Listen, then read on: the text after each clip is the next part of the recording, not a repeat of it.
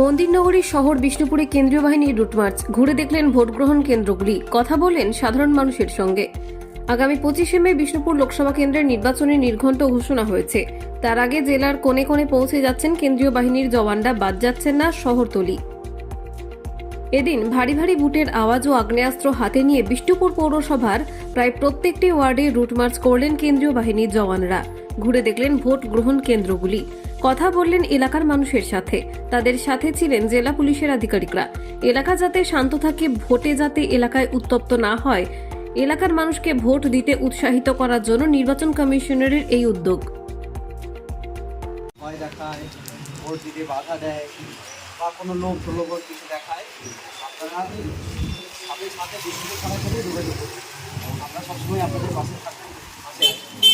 আমাদের নাম্বার আপনাদের কাছে নিশ্চয়ই আছে, না থেকে দিতে পারেন 2520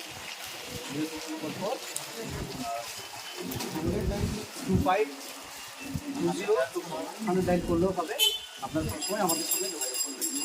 আমরা আছি, সেন্ট্রাল ফোর্স আছে, সবসময় আপনাদের পাশে থাকবো। অবশ্যই।